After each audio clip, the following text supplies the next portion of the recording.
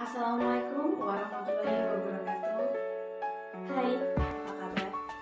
Kali ini saya akan menjelaskan suatu negara yang berada di Asia Timur bernama Korea Utara atau yang lebih dikenal dengan North Korea. Nah, Korea Utara sendiri secara astronomis berada pada 37 derajat lintang utara sampai 43 derajat lintang utara dan 124 derajat bujur timur sampai 131 bujur timur.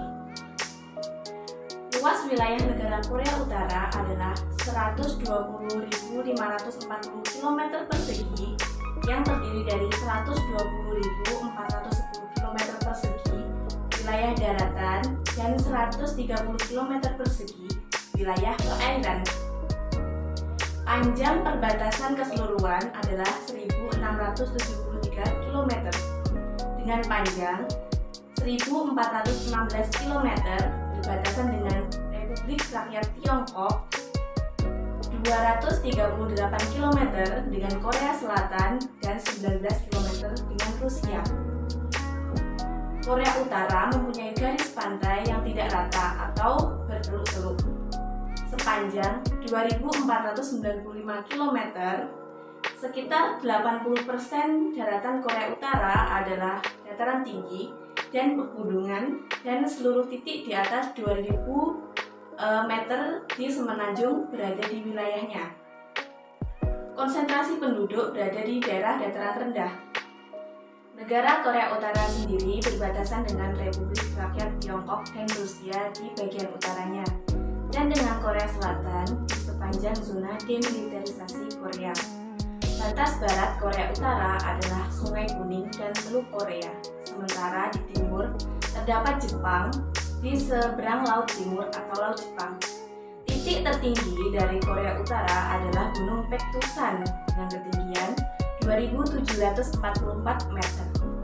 Sedangkan sungai terpanjang di Korea Utara adalah Sungai Amnok yang mengalir sepanjang 790 km. Korea Utara memiliki iklim kontinen yang umumnya sejuk. Musim dingin di Korea Utara, yaitu dari bulan Desember hingga Maret, akan terasa panjang dan dingin. Suhu rata-rata pada bulan Januari berkisar minus 7 derajat Celcius di selatan dan minus 23 derajat Celcius di bagian utara. Musim panas yang terjadi di bulan Juni hingga September akan terasa hangat di sebagian besar wilayahnya, dengan suhu rata-rata pada bulan Juli yaitu berkisar 20 derajat Celcius. Suhu terendah yang pernah tercatat pada negara Korea Utara adalah di semenanjung Korea dengan suhu minus 43,6 derajat Celcius. Sebagian besar wilayah di negara ini menerima curah hujan sekitar 40 inci atau 1000 mm per tahunnya. Dataran tinggi di pedalaman utara hanya menerima sekitar 24 inci atau 610 mm, dan di hilir Sungai Tiodong hanya sekitar 32 inci atau sekitar 810 mm. Sedangkan daerah wilayah Chongcheon bagian atas rata-rata menerima curah hujan sekitar 48 dan 52 inci atau 1220 dan 1320 mm per tahunnya. Selanjutnya, mari kita bahas tentang vegetasi, flora, dan fauna di negara Korea Utara. Vegetasi dataran tinggi di negara Korea Utara, terutama di sekitar Gunung Pektu, terdiri dari jenis pohon konifer seperti cemara Siberia, pinus, dan pinus Korea. Dataran rendah di sebelah barat pada awalnya ditutupi oleh hutan campuran beriklim sedang dengan banyak jenis tanaman di dalamnya. Tetapi karena deforestasi yang terjadi secara terus-menerus, hanya menyisakan sebagian kecil dari hutan asli itu sendiri. Karena penggundulan hutan, populasi rusa, kucing, kambing, harimau, dan macan tutul telah sangat menurun dan terbatas hanya pada hutan terpencil saja.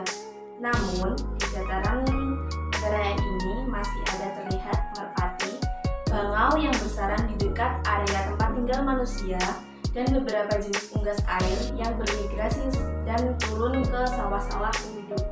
Zona demilitarisasi hampir tidak tersentuh sejak berakhirnya Perang Korea pada tahun 1953 dan saat ini menjadi salah satu daerah yang paling tidak berkembang di Asia. Zona wilayah ini mengandung berbagai jenis ekosistem hutan, estuari, dan lahan basah yang sering dikunjungi burung-burung yang bermigrasi. Ekosistem tersebut berfungsi sebagai tempat perlindungan bagi ratusan burung, di antaranya adalah burung bangau putih, mahkota merah yang hampir punah, dan merupakan rumah bagi puluhan spesies ikan dan beruang hitam Asia dan mamalia lain. Kita bahas tentang persebaran penduduk negara Korea Utara. Sebagian besar penduduk negara Korea Utara terkonsentrasi di wilayah dataran rendah. Wilayah paling jarang penduduknya adalah daerah pegunungan di provinsi Changgang dan Yanggang yang berbatasan langsung dengan Cina. Konsentrasi penduduk terpadat ada di wilayah provinsi Pyongyang Utara dan Pyongyang Selatan dan daerah khusus ibu kota Pyongyang, dan provinsi Hamgyong Selatan yang mencangkup wilayah urban Hamhung dan Hangnam. Korea Utara juga mengalami migrasi urban yang signifikan sejak akhir Perang Korea.